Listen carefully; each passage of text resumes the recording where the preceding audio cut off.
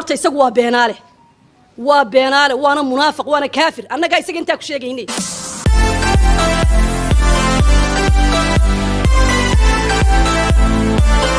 الله عليكم ورحمة الله تعالى وبركاته isku soo noqod waa dambe oo wanaagsan runtii waxaan idin rajeynayaa dhamaantiin inaad caafimaad qabtaan nabad qabnaan isku soo noqonay qof walbana waxa uu jecel yahay bartiisa uu ku siiyo alla weyna subhanahu wa ta'ala intii inaga dhimatayna alla qabriga ha nuuriyo intii ay ka geeriyoodeen samriye iimaan Allah ka siiyo subhanahu wa ta'ala intiina noolna Allah inoo naxariisto oo wadada toosan Allah inuu hagaajiyo runtii waxaan rabaa inaan ka yara hadlo video yar oo mar dhaweyd la soo dhigay barta bulshada videogaas oo ka hadlaya xarigii Cabdi Maalik balse intaanan xariga Cabdi Maalik xeeldoon aan wax ka oran waxaan jeclaan lahaa bal in yar inaad ila dhageysataan videogan kadib ayaan waxaan ra'yi ka oran karaa ama aan ka bixin karo ka oranaya idinkana waxaad igula wadaagi doontaan qaybta commentiga hadduu Allah awood la idmo bal ila dhageysta videogan insha Allah maanta halkan waxaan ku duubaynaa haddii Ilaahay qadaro clip ah iskuulkan abaarso network hadallo badan oo ka soo noqday oo maalinka maanta amaraya in ay culimadii loo tuhmaayay cilmiga diinta islaamka ay hadal aanay ogeyn oo aanay sal iyo raadkiisa aanay haynin ay maanta ay ku sheegaan iskuulkii waxa weeyaan horta waxa weyn Ilaahay subhanahu wa ta'ala ay qof islaama oo diin islaameed ku dhashay oo boqolkiiba boqol islaama inaad intaad aad tiraahdo waxa weeyaan wax aanaynu de oran karin oo aanaynu inagu qiimeyn karin oo aanaynu qiyaasi karin ninka coldoon la yiraahdo horta wuxuu cuskaday kitaabka islaamka ah ninkaas wuxuu cuskaday kitaabka islaamka ah lagu xukumo buu yiri isaga kitaabka islaamka ay ma qabtaa markuu awlaad islaama oo islaamnimo ku dhalatay oo wixii noogu qaalisanaa ah intuu soo dhigo social media uu leeyahay waa khaniisiinta mustaqbalka bil xaqiiqa taas waan hayaa oo coldoon beejkiisa baan hayaa anigu markaan hadlayo ee aan u hadlayo 400 ee caruura ee abaarso iyo jaamacadeedaba dhigata waxa laga hadlay nin la yiri waa khaniis iyo gabadha la yiri waa baadariyad annagu baadarina ma difaacayno nin la yiri waa khaniisna ma difaacayno oo taasi annaga nooma taalo oo ma difaaci karo gaal ma difaaci karo annagoo boqolkiiba boqol islaama laakiin awlaadayadii oo anagu aanu dhalay oo islaamnimo ku dhasho dad islaamanahay marka la caayayo ee la leeyahay waa khaniiska mustaqbalka caruurta yar la leeyahay ma irdigooda meel lagaga dhacay mise waa la wanaajiyay horta coldoon la midna ceebdoon bal ilaa isaga diinta islaamka hana loogu xukumo kitaabku cuskaday annaga hana loogu xukumo markuu intaas soo caruura iyo waalidkoodii uu madax goostay ila ilmaha halka ku jiraan u dhalay ee la leeyahay waa caynka de annaga dhalay qofna islaamnimo ku dhashay oo isagii islaam oo ilmihiisa islaam yahay lama oran karo waa caynkaas uu yahay taa horta waxaan ka rabnaa coldoon iyo waliba xildhibaanadii u hadlaayay iyo dadka coldoon u hadla waxaan ka rabnaa in isaga diinta islaamka loogu xukumo ilma islaama markuu leeyahay waa caynka waxaan afka la soo marin kalin uu ku sheegayo isaga diinta islaamka horta taasaan isagana u cuskanaynaa oo caruuro waxaan imika hayaa bil xaqiiqa caruuro aan abaarsa arkin oo Ilaahay igu og yahay qof islaama baan ahay waxaanad arkina lama sheego caruuraha beejka coldoon ku jira qaar baan wallahi baan ku dhaartay aan dhiganin iskuulka abaarso waayo anigu iskuulka abaarso ilaa min bilow ilaa min hadda awlaadan dhalay baa ku jirta caruuro aan gelin oo jaar aanu nahay oo aan garanayo iskuulka abaarsa istaagin ayaa beejkiisa ku jirta marka horta isagu waa beenaale waana munaafiq waana kaafir annaga isaga inta ku sheegay runtii horta adiga Allah ku soo hadeeyo dhowr qodob baad ka dhawaajisay oo waxa tiri ceeldoon wuxuu yiri kitaabka Allah leeyahay xukumo waa run oo markii maxkamadda la soo istaajiyay garsoorka waxa uu ka codsaday in uu kitaabka wixii uga soo baxay lagu xukumo oo waayo Allah leh fi suurati al-an'am ومن لم يحكم بما أنزل الله فأولئك هم الظالمون قفكي آن كتابك اللوح كحكم وحكم ذي هي قوم كظالمين تها تكله والله يضحي وحن أركي أرضي aan dhigan abaarso ama jaamacaddeeda barwaaqo oo arrinkaa ka hadlaya oo ka falcelinaya horta adigu waalid baa tahay saad noo sheegtayba oo ubad baa meesha kuu dhigta su-aasha isweydiinta mudan ayaa waxay tahay maama horta ardayda iskuulka dhigata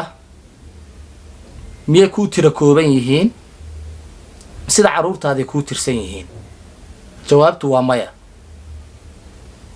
ma u malaynaysaa adigu haddeer inaad wax khaldan ku dhex jirto ama wax khaldan aad ka hadlayso ma u malaynaysaa in aayaadka alle subxaanahu wa tacaalaa qayb ka mida aada beeninayso fii suurati alaxzaab safxadda 3 alla weyne wuxuu leeyahay subxaanahu wa tacaalaa waqarna fii buyuutikuna walaa tabarujna tabaruja aljaahiliyati aluulaa iyadoo markaa lala hadlayo ummahaatu lmu'miniin adigoo bashar caadi ah ba iska badbaada ku sugnaada guryihiina oo ha u soo bixina siday jaahiliintu u soo bixi jirteen waa ummahaatu lmu'miniin marka lala hadlayo adigoo bashar ah iska daa adigaaga ayaa kuu baneeyay inaad shir saxaafadeed qabato adoo marwe ah diinta kuu banaysay ma ii sheegi kartaa diinta kuu banaysay ma ii sheegi kartaa midda kale cabdimaalig intii hadal uu yidhi waa uu ku saxnaa waxaana xaqiiqo ah dadka maanta in ay runta ka gabadaan runtana ay diidaan cabdimaalig nin saxafiyu ahaa waana nin diintiisa ku adag xariggaa uu maanta xiran yahayna dhib kuma qabo xaqiiqatan ajarna waa uga socdaa dambina waa uga dhacayaa balse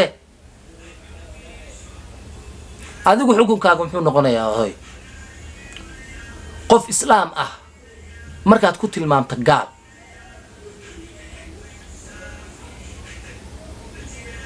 midda kale adigu iskuulka abaarso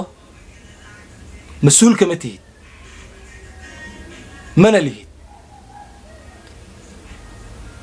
arday baa kuu dhigata keliya waxaad xaq u leedahay waxaa lagu tilmaamaya inaad hubiso adigaana afkaaga ka sheegaya in iskuulkaasi uu joogay khaniis inay baadiriyad joogtay macalinkuna waa murabbi sida rasuulkeenu noo sheegay salawaatullahi wasalaamu calayh macalinku waa murabbi ardayda 75% waxay qaadataa dhaqanka macallimiinta faraha ku haya miyaad diidan tahay haddii aan laga hortagin ama ay baadiriyadaasi maanta joogi lahayd weli meesha ama khaniiskaasi uu joogi lahaa arday badan oo dhaqankooda qaadata in la heli lahaa miyaad diidi lahayd ceeldoontaasu ka hortagay garsoorka maxkamaduna allaha ku sharfo saad kitaabka cabdimaalig ugu eegtayna alle subxaanahu wa tacaala ha kaa abaalmariyo iyo sidaa dembi la-aanta u dhigtay marka hooyo waxaan ku leeyahay arrinkan cabdimaalig wuxuu u dhexeeyaa uu u yaallaa maamul ee waalid uma yaallo runtii cabdimaaligna wuxuu ahaa saxafi asal ahaanba ka madax bannaan siyaasadda wuxuu ahaa saxafi u adeega bulshada danyarta ah wuxuu ahaa hanti gobolka togdheer uu dheeraa gobollada kale cabdimaalig wuxuu ahaa saxafi sababteeda lahaa dad badan oo danyar ah inay noloshoodu isbedesho xataa wuxuu ahaa ninkii xasuusta xataa wuxuu ahaa saxafiga keliya ee dhaqaaleeya hadda xayawaanka dameerkii lugtigaana waad garanaysaan ninkii silsiladeysnaa waad garanaysaan marka hooyo waxaa idin leeyahay iyo dadka kale la midka ah ee eedeynaya ninka la yidhaahdo cabdimaalig muuse ceeldoon xaqiiq marka laga hadlo ceeb waa ka nasahan yahay sharaftiisa iyo cizigiisana allah shara kor u qaaday maxaa yeele waa nin ku dhegan kitaabkiisa alle subxaanahu wa tacaala kitaabkiisa الله سبحانه وتعالى waxaad kaloo tiri cabdimaalig anaga hano loogu xukumo kitaabka alle kitaabka alle adaaba beeninaye soo tan lagu xukumay wax lagu waaye midda kale adigaaba qof islaam gaal ku tilmaamaya say kitaabka lagu xukumaa marka maama mid baan ku leeyahay runtii laga gabada ma fiicna waalid baa tahay ubad baa ku dhigta adiga kuwa kale kula midka ah ee kula dhinac safanaa gurihiina ku sugnaada gurihiina ku sugnaada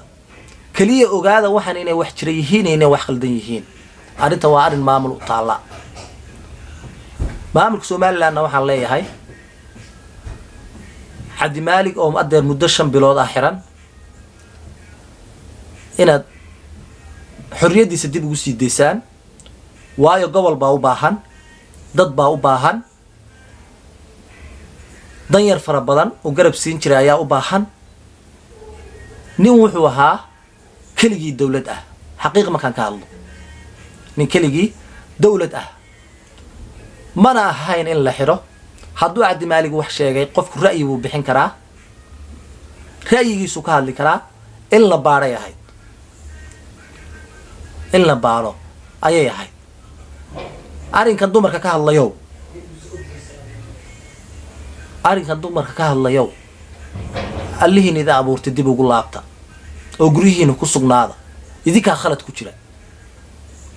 afkiina cabdimaalig cid ku xukumaysa ma leh cid wax ku yeeleen kartana ma leh oo Allah subhanahu wa ta'ala ayaa garabkiisa taagan qof Allah subhanahu wa ta'ala diintiisa u gargaarayana alla lagama yaabo inuu dayaco waxaan idin rajeynayaa dhamaantiin inaan u wada duceyno cabdimaalig inkastoo maxkamadda fasaxday balse aan wali xorriyadiisa la sii deyn in sida ugu dhaqsiyaha badan waa Allah subhanahu wa ta'ala dib ugu soo celiyo xorriyadiisa gacanta ka awood duweyna Allah waxaanu ka baryaynaa subhanahu wa ta'ala inuu isna awoodiisa tuso nimanka awoodooda oo tuso alla biidmillah subhanahu wa ta'ala